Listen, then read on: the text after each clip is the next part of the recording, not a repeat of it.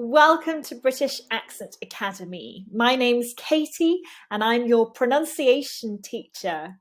Our school helps non-native speakers of English to reduce native language interference and begin pronouncing English clearly and confidently every single time using native speaker style speech techniques. In this video, we're going to be talking about common pronunciation errors made by Spanish speakers of English. I'm going to go through some common errors and we're going to work on them together, running through some words that you can use to practice. The link to this blog post is in the description so you can follow along with me and practice as we go. So the most common English pronunciation error for Spanish speakers, and a very typical one, is the V and B contrast. Spanish speakers typically struggle to distinguish between the, where we typically bite the lip in English, and ba, ba, ba, where we use the two lips to block the air and then release the air. If you speak Spanish, it might be that when you switch one for the other, the meaning doesn't change very much, whereas in British English, it really does.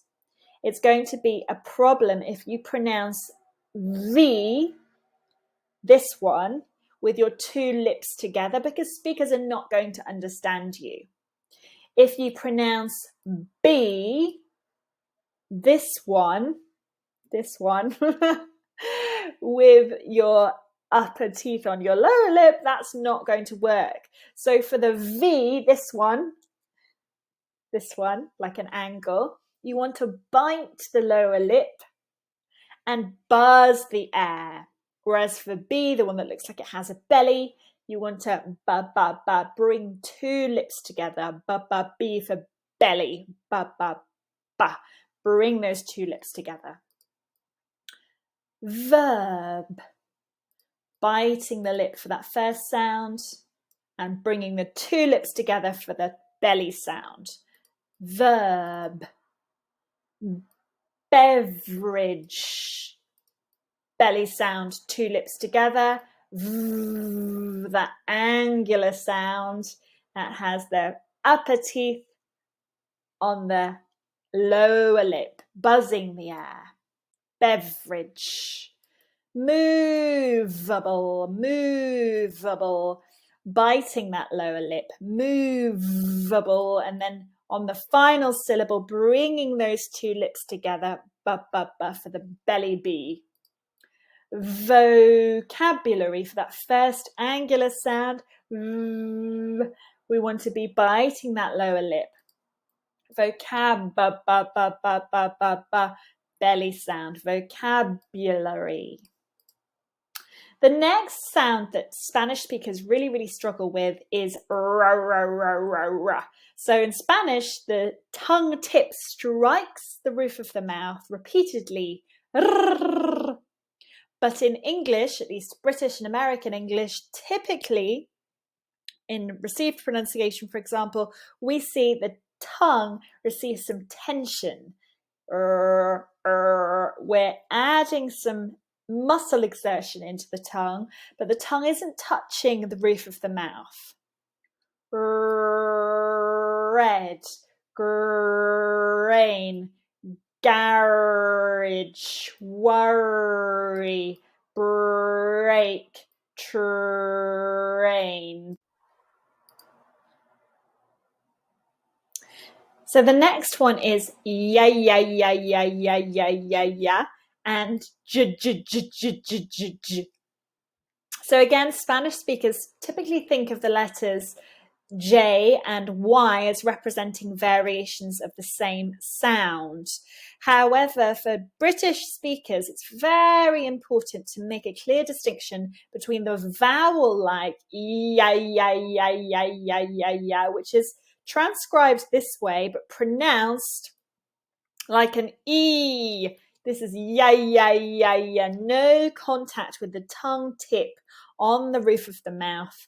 The spelling is with the letter Y. Ya, ya, ya, ya, ya. This one needs to be distinct from j, j, j, which is pronounced with the lips sticking out typically and with the tongue tip touching the alveolar ridge. J, j, j. So let's practice these ones first. Jane, contact, contact, contact each time. Jane, contact. Jester, June, register, aging, edge. Really focus on that tongue contact in each case. Jane, jester, June, register, aging, edge. Jane, jester, June, register, aging, edge. Remember that you can click on the play button when you go to the blog post and practice with me. Yesterday, make sure there's no contact here. Yet, no contact. Yeah, very vowel-like. Young, no contact. Yourself, yogurt. Yeah. Yesterday, yet, young, yourself, yogurt. So the next aspect of English pronunciation that's very, very challenging for Spanish speakers is that in English, what you see is not always what you say. So the courses at British Accent Academy will help you to get over this particular challenge, the mapping of spelling to sound. We have a blog post, which I'll also link in the description, about silent letters. So for example, in knee, subtle and climb, we get silent letters, but also the fact that spelling and sound mapping in English doesn't work in the same way as in Spanish can be very challenging. So you can click on the courses page to get courses that will help you to really navigate this problem, and an ebook that will help you provide yourself with a bank of content you can use to practice your pronunciation. So I'll link all that in the description. The next thing that Spanish speakers typically struggle with is S plus consonant. My best tip for anyone who's struggling with S plus consonant, especially Spanish speakers, Brazilian Portuguese speakers as well, is to overstretch the S when you're practicing. So instead of S snowy, we get snowy, snowy. Check the number of syllables that you're pronouncing as well. That will really help. Snowy, stray, stray. Stray should only have one syllable. Stray, stray, stray. If you're hearing S stray, make sure that you're clapping stray, stray, stray, and you're only getting one hit, one beat. Stray. If you're not sure, stretch out your S, and that will really, really help. Another really great trick to reduce this interference from Spanish is to practice words together. It's Saturday, hot stone, went smoothly, jet ski. By smoothing out the speech and putting it in context, you can actually reduce the interference this way. Stone, smoothly, ski. Next, let's talk about word endings. Especially in southern Spain, speakers tend to really struggle to pronounce the ends of words, especially words ending in D, ending in nasal consonants, and ending in Z. Husband, fun, played, plays. So we need to hear these consonants really, really well at the end. Again, we can use connected speech techniques to help smooth this out. My husband, really press that tongue into the alveolar ridge there for the N. My husband has fun whenever he plays squash. So here you can see that we've got two S's together There's no need to break in between them. You can just continue straight from one S into the next. Remember to pronounce those endings. Now, the central vowels in British English are incredibly challenging for Spanish speakers.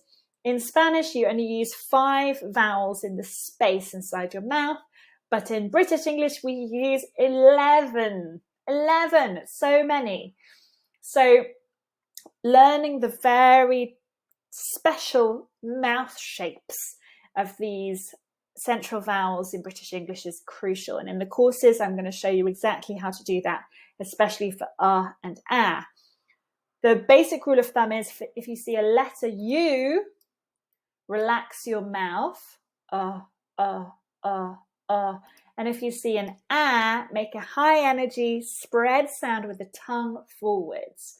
Now, of course, the letter U and the letter A can give us other sounds as well. But for this pairing,